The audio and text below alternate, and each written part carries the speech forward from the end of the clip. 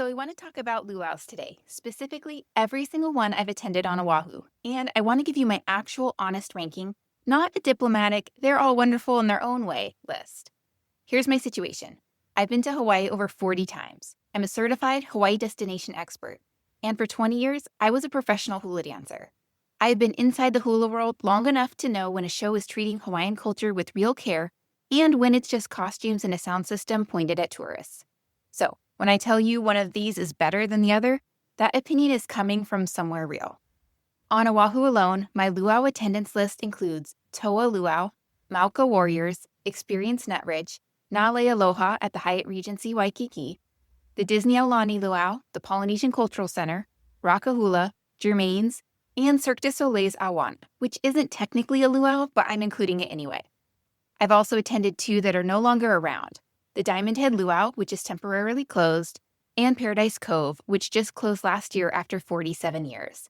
So if you've seen either of those pop up in an old blog post or on YouTube and tried to book them, that's why you can't. That's a lot of luaus. Let me tell you what I actually think about them.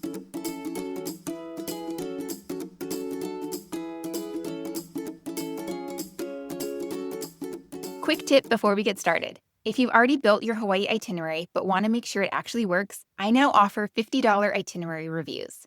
Send me your plans and I'll review them and send back suggestions within 2 business days. You can find more on my Hawaii resources page on hawaiitravelwithkids.com. Before the ranking, one thing worth saying. Luaus are not all the same experience, and the best one genuinely depends on what you're looking for. Some people want intimate and culturally immersive.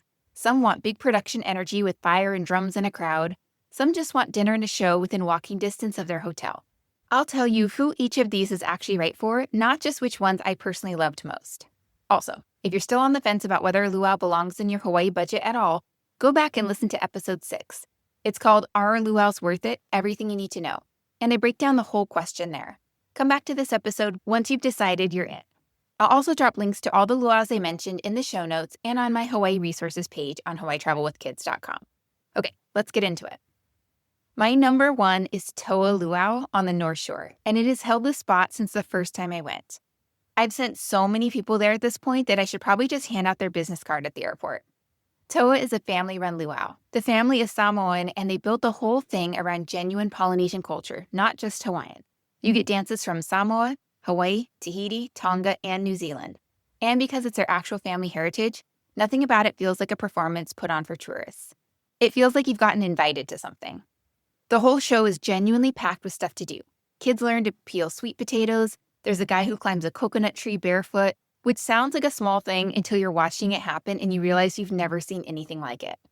The size of it matters too. There are maybe 16 round tables. You're sitting with a small group of people, not being shuffled through a cattle operation. Your ticket also includes same-day entry to Waimea Valley, so if you go in the afternoon first and swim under the waterfall, you've turned one evening into a really full day. Oh, and it ends early, by 7:30 in the winter months. For families with jet-lagged kids, this is not a small detail. Now, I have to be honest about the drive. If you're coming from Waikiki, you need to leave early, and I mean it. We're talking potentially 90 minutes in afternoon traffic on each one. Give yourself that buffer and plan your day around it. It is worth the drive. Just don't leave at 4 p.m. expecting to be there by 4:45.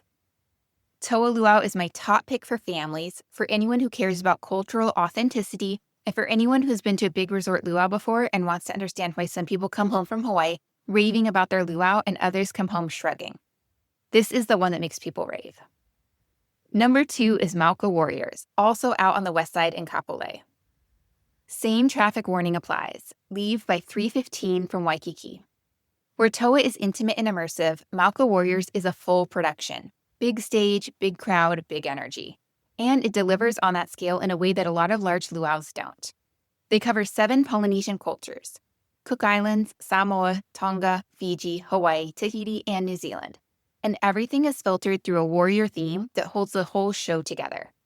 It doesn't feel like the greatest hits compilation. It feels like a cohesive story. The pre-show activities are legitimately fun. There's headband weaving, flower bracelets, shave ice, hula lessons. My son spotted the temporary tattoo artist the second we walked in and sprinted over. He was the last person to get one before they wrapped up for the night. And he wore it like a badge of honor for the rest of the evening. But the moment I'll remember forever from Mauka Warriors happened during the show. A performer came out to demonstrate how to make fire. The whole thing was very dramatic, very warrior. The audience was completely locked in. And then, at the peak of the tension, he started singing I Want It That Way by the Backstreet Boys. The entire audience completely lost it. It was one of those moments that was obviously scripted but felt completely spontaneous, and that's genuinely hard to pull off. My son is still talking about it. One practical note, they offer round-trip transportation from Waikiki for $30 a person. If you don't have a rental car or you plan to drink and don't want to deal with driving back, take the shuttle. Mauka Warriors is great for families, groups, and anyone who wants a large-scale production that still has real cultural substance. The food is fine, it's not the reason to go. The show absolutely is. Number 3 is Experience Nutridge, and this one surprises people because most visitors have never heard of it.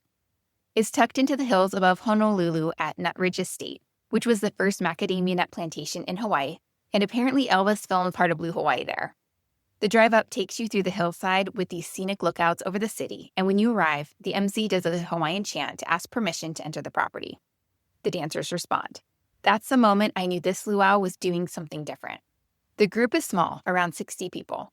The whole evening moves you through different parts of the property. You sit near the imu for demonstrations, walk through the jungle for hula kahiko, watch Samoan fire knife dancing close enough to feel the heat from where you're standing. Guests actually help roast sweet potatoes in the imu, and those same sweet potatoes show up on your dinner plate later.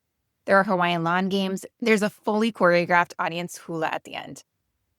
The food is some of the best luau food I've had anywhere. They serve mini lau, which is meat steamed in tea leaves. You almost never see that at a luau buffet. And the Hawaiian barbecue chicken is so good I genuinely wanted the recipe. The lilikoi dressing on the salad alone was worth talking about. If you're staying in Waikiki or Honolulu and you want something intimate and genuinely culturally rich without driving to the North Shore, Experience Nutridge is my pick. It's about 25 minutes from Waikiki, and they offer transportation if you need it. Number 4 is Lei Aloha, and this is my top pick specifically for a hotel luau, not just on Oahu, honestly, across all of Hawaii. When I went with my son, there were maybe 28 people at dinner, not 280, 28. In the middle of Waikiki. That's nearly impossible to find, and it changes everything about the experience. The show is entirely Hawaiian. No Tahitian dancing, no Samoan fire knife performance. If you're used to those elements at a luau, their absence here is very intentional. The whole show is built around a theme of flowers and leis, and every single dance connects back to that. There's a segment that goes through each Hawaiian island and its corresponding flower. And as someone who's danced hula for 20 years, I found it genuinely beautiful and culturally thoughtful. The show treated Hawaiian culture with care that I noticed.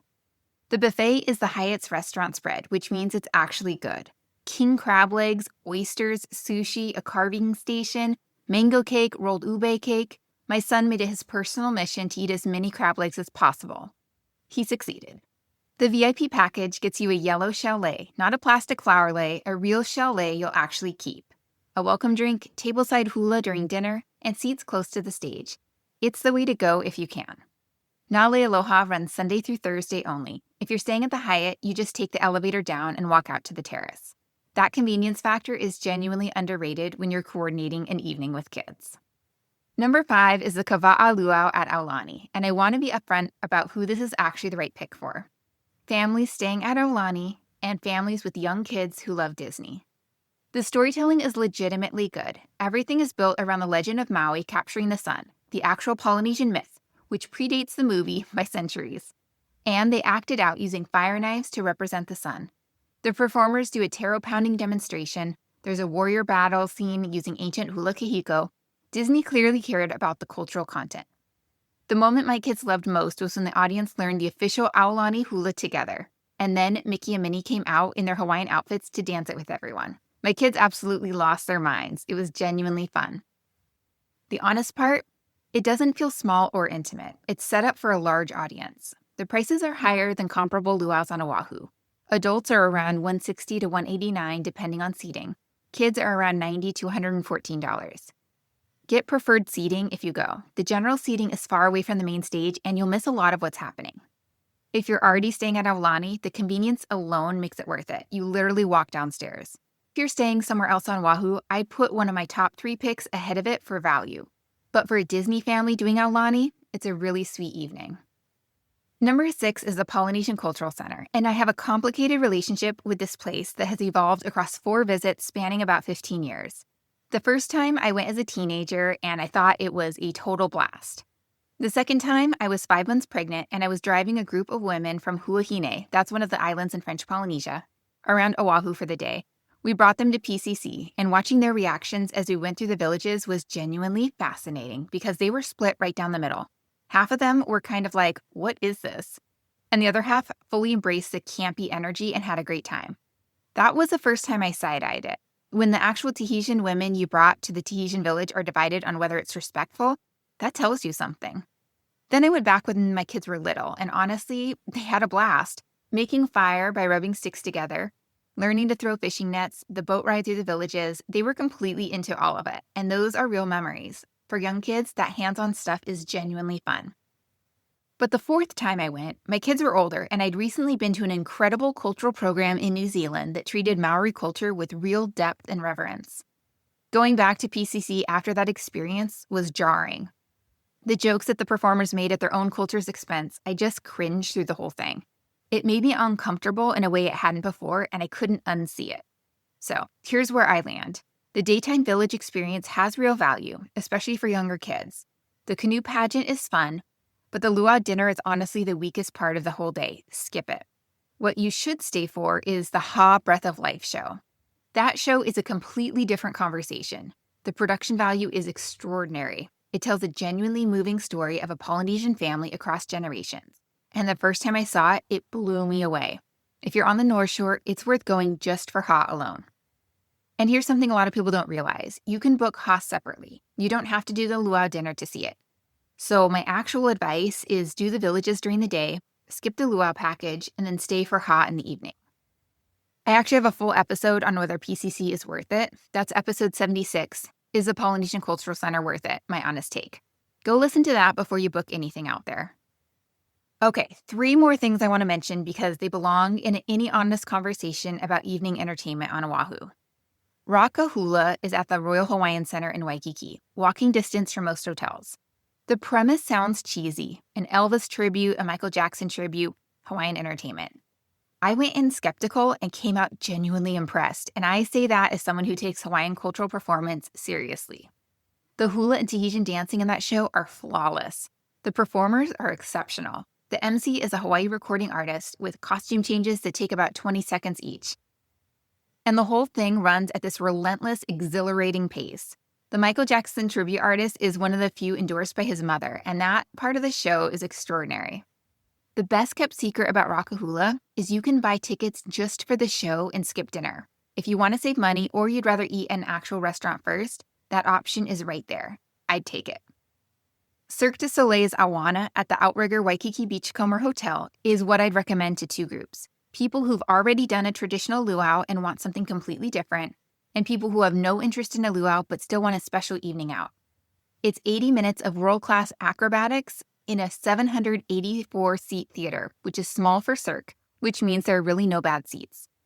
Woven together with authentic Hawaiian cultural elements. Hula kahiko, oli chanting, ipu drum, nose flute, slack key guitar, and actual Hawaiian language spoken throughout. There was a moment when they sang Somewhere Over the Rainbow in Hawaiian, and I immediately recognized it as Bretta Iz's version, even though every single word was in Hawaiian. I got chills. My son kept whispering, wow, for basically the entire 80 minutes. I would go back without hesitation. Book ahead because it fills up quickly. A couple of housekeeping things before I wrap up. There is a brand new luau in Ko'olina called Kaula Luau, which opened in the space where Paradise Cove used to be. Paradise Cove just closed last year after 47 years. If you've seen it in old travel guides or on blog posts and wondered why you can't book it, that's why. I was just on Oahu when Kaula opened and didn't get to check it out, which I'm genuinely bummed about. It looks like it could be a great option for people staying on the west side or in Ko'olina. I'll report back as soon as I've been. And since we're being honest, Germaine's luau, I went years ago. The vibe was exactly what people dread when they hear tourist luau. The focus felt less like celebrating Hawaiian culture and more like getting everyone drunk and watching girls shake it on stage. I haven't been back and I haven't heard that anything fundamental has changed. If you're looking for that kind of night, that's your call. But if you care about Hawaiian culture being treated with respect, it's not where I'd send you. All right, that's my full honest list. The short version, Toa Luau is my number 1 for a reason. Mauka Warriors, if you want scale done right. Nutridge, if you want intimate and close to Waikiki. Lei Aloha, if you're staying at the Hyatt and want the best hotel luau on the island. Aulani, if you've got Disney kids and you're already staying there. PCC, do the villages, skip the luau, stay for Ha. All of my detailed reviews are over at hawaiitravelwithkids.com. And if you want my complete list of trusted resources for booking luaus and activities, head over to the Hawaii Resources tab on hawaiitravelwithkids.com. Everything I actually recommend is on that page, including ways to save on tickets. If you're in the thick of planning your Oahu trip, my free 7-day Oahu planning email course is also at that link and walks you through everything step by step.